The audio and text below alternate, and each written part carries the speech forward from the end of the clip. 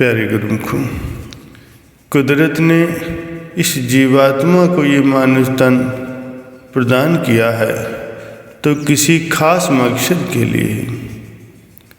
और जब ये मानुष तन मिला था तो ये जीव मालिक से वादा करके आया था कि मैं तेरा भजन करूँगा, तेरी भक्ति करूँगा। और जो जन्म जन्मांतरों से जीवात्मा आवागमन के चक्र में चलती आ रही है, तेरी भक्ति करके इस जीवात्मा को आवागमन के चक्र से आज़ाद कराकर मुक्ति पद को प्राप्त करूँगा। ये इस जीवात्मा ने मालिक से वादा किया था, मगर ये मानुष तन धारण करके इस धराधाम पर आया तो ये अपने वादे को भूल गया। काल और माया के गलबे में आकर के और मोह माया के बंधन में पड़ गया।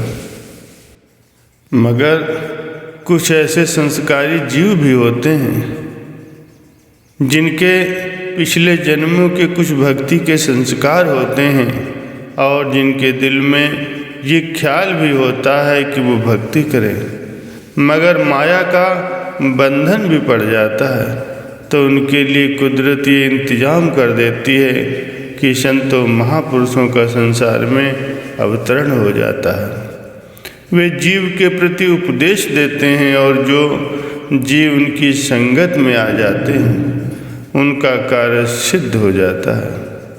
महापुरुषों ने अपने वचनों में फरमाया है, प्राणी नारायण सुधले छिन छिन आवद घटे निस बासुरी वृथा जातु है दे।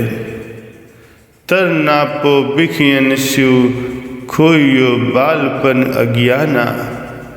बिरथ भयो अजहु नहीं समझे कौन कुमत उर्झाना। मानस जन्म दियो जिह ठाकुर सोते क्यों बिसरायो। मुकत होत नर जाके सिमरे निमग्नता को गायो। मैया को मधु कहा करत है संग निकाहो जाई। नानक कहत चेत चिंता मन होय है अंत सहाय। महापुरुष इस जीव को याद कराते हैं, इसे अपना काम ध्यान दिलाते हैं और ये जो वादा करके भूल गया था उसको याद कराते हुए फरमाते हैं, प्राणी नारायण सुध ले। ऐ जीव तुम मालिक की सुध ले, मतलब उसकी याद कर ले। तो इस संसार में किस लिए आया था? मालिक की भक्ति करने के लिए। सुध लेने का मतलब ये है कि तू उस मालिक की ही याद कर, उसका जिक्र कर, उसका ध्यान कर। मगर तू यहाँ आकर के दूसरे ख्यालों में लग गया, शरीर के सुख भोगों में लग गया, इंद्रियों के रसों में लग गया। नहीं, तू इसलिए संसार में नहीं आया था।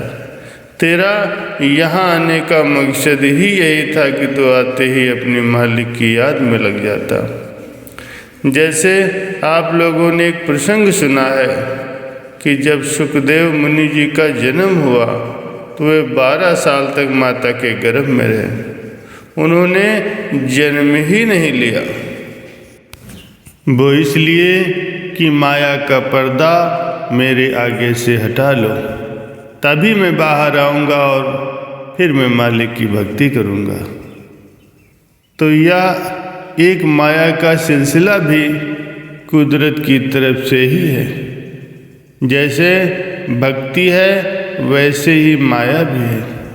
आम जीव माया के बंधन में आ जाते हैं, मगर जिनको महापुरुषों की संगत मिल जाती है और जो महापुरुषों के वचनों के अनुसार जो अपना जीवन बना लेते हैं, उनका जीवन सकारत हो जाता है।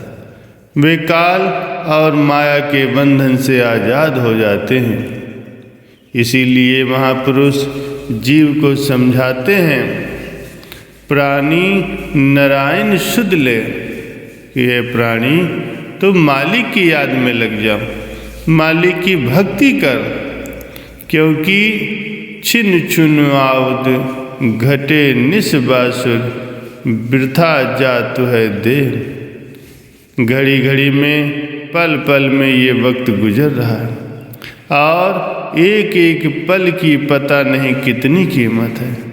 कुदरत ने इसको जो श्वास दिए हैं ये केवल भक्ति की खातिर दिए हैं, और ये भक्ति करके एक एक श्वास में कितना लाभ प्राप्त कर सकता है इस बात का इसको पता नहीं है।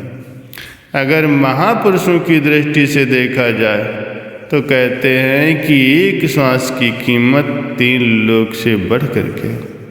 अगर श्वास मालिक की याद में जाता है, मालिक की भक्ति में लगता है तो उसकी कीमत ही नहीं गिनी जाती। और अगर भक्ति के बगैर श्वास जाता है तो जीव अपना बहुत नुकसान करता है। इसीलिए महापुरुष फरमाते हैं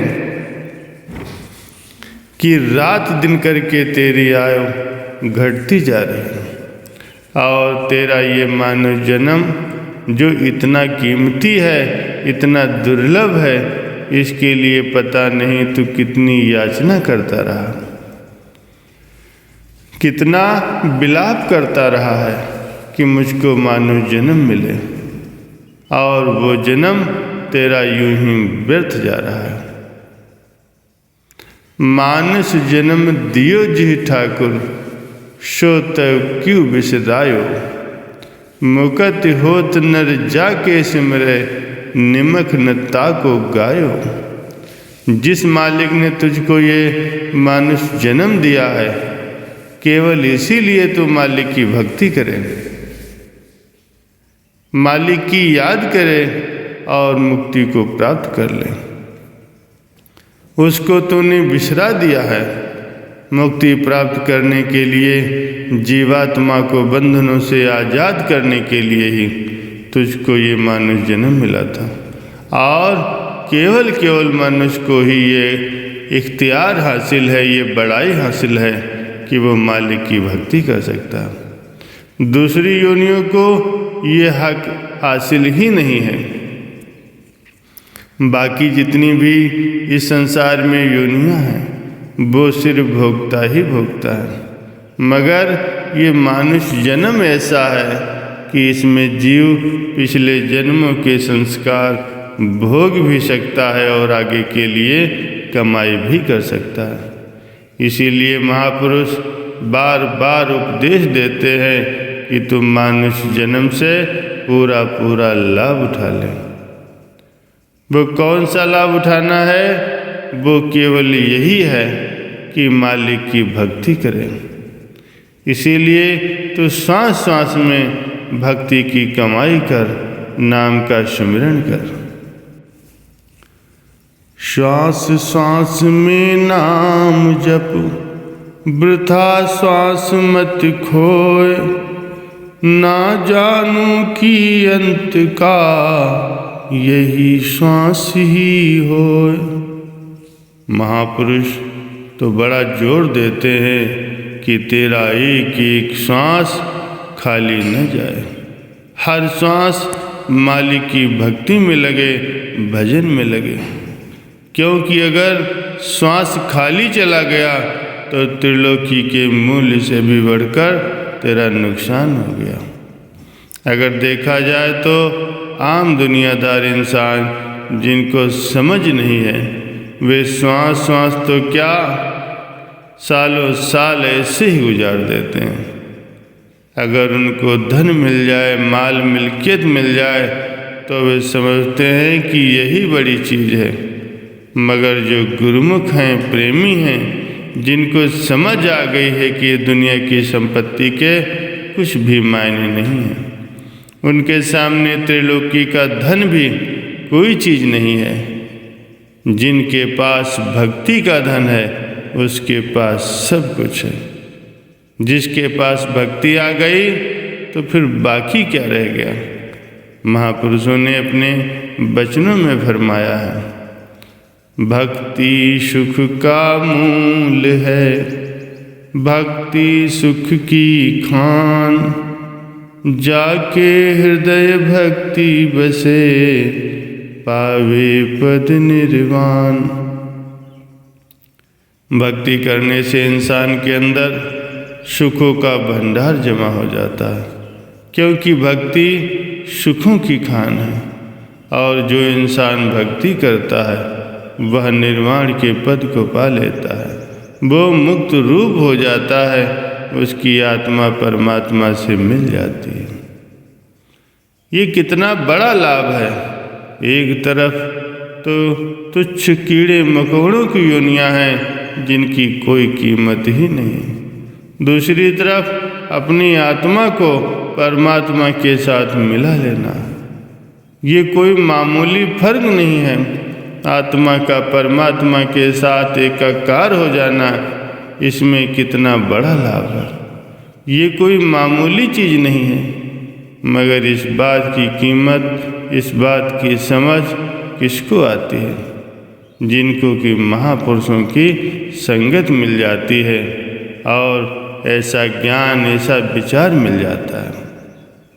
आम दुनियादार इंसान एक दिन तो क्या, एक घंटा भी छोड़ने के लिए तैयार नहीं होते, मगर आप जैसे गुरुमुख जिनको ये समझ आ जाती है, जो ये सत्संग श्रवण करते हैं, तो वो समझते हैं कि लाभ है तो सिर्फ सत्संग में ही है, लाभ है तो भक्ति में ही है, लाभ है तो महापुरुषों की संगत में है। इसीलिए वे अधिक से अधिक महापुरुषों की संगत में अपना समय गुजार करके, सत्संग में अपना समय गुजार करके अपना लोक और परलोक संवार लेते हैं। यहाँ भी उनका जीवन सुख रूप होता है और परलोक भी सुहेला बना लेते हैं। जिस प्रकार महापुरुषों ने इस मानव शरीर की विशेषता बतलाई है, उसी तरह गुरुमुख जन महापुरुषों के उपदेशों पर अमल करके इससे लाभ उठाते हैं। महापुरुषों ने फरमाया है, मैया को मद कहा करत है, संग निकाहु जाई। नानक कहत चेत चिंतामणि, होई अंत सहाय। तो माया का क्या घमंड करता है, क्यों फक्र करता है, उसकी क्या कीमत है? कुछ भी तो नहीं। वो कोई साथ जाने वाली चीज़ नहीं है। अगर साथ जाने वाली चीज़ है तो वो भक्ति है, मालिक का नाम है। अगर एक सांस में भी मालिक के नाम का सुमरण कर ले तो वो तेरे साथ जाएगा। अगर तूने दिनों के दिन ऐसे ही गुजार दिए, सारी उम्र ऐसे ही गुजार दी, नाम और भक्ति का धन एकत्र नहीं किया, तो कोई चीज़ भी तेरे साथ जाने वाली नहीं। इसलिए महापुरुष फरमाते हैं, नानक कहत चेत चिंतामन, होई ही अति सहाय। उस चिंतामणि नाम और भक्ति को सिमर ले, जो आपके सदा संग और सहाय है। वो आपके साथ जाएगी, वो इस लोक में भी सदा साथ है और परलोक में भी तेरे साथ करेगी। तो विचार किया जाए कि आप गुरुमुख जन कितने भाग्यशाली हैं, जिनको ये मानुष जन्म मिला है और भाग जाग गए हैं कि महापुरुषों की संगत भी मिल गई है, महापुरुषों का सत्संग भी मिल गया है, जहाँ भक्ति का धन कमाने के लिए हमेशा ही आगाह किया जाता है, जहाँ सिवाय भक्ति के और कोई काम ही नहीं होता। इंसान भक्ति के लिए ही यत्न करता है। भक्ति के जो महापुरुषों ने साधन बनाए हैं, श्री आरती पूजा, निष्काम सेवा, सत्संग, सुमिरन, ध्यान, महापुरुष जन इनकी पालना करते हैं और गुरुमुखों को भी इनके लिए प्रेरित करते हैं, जिससे श्वास श्वास में पल पल में वे भक्ति का धन एकत्र करते हैं और महापुरुषों के वचनों पर अमल करते हुए अपना जीवन सफल बना लेते हैं। ये मानव जन्म बार बार मिलने वाला नहीं है।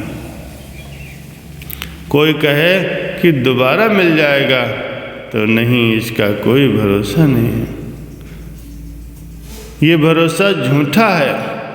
और ये गर्व करे कि देही हमेशा बनी रहेगी तो महापुरुष कहते हैं कि एक पल की भी खबर नहीं है तो इस पल पल में नाम का जाप कर ले। जिस प्रेमी ने, जिस गुरुमुख ने मालिक की भक्ति की है, भजन किया है, उसने बाजी जीत ली है, उसने अपना जन्म सुधार लिया है। इसीलिए महापुरुषों ने भक्ति के जो 5 नियम बनाए हैं, आप सभी गुरुमुख जन बड़ी श्रद्धा, बड़े प्रेम से इनका पालन करें। नित्य प्रति इन नियमों का पालन करते हुए ये लोग भी सुखी बना लें और परलोक भी सुहेला बना लें।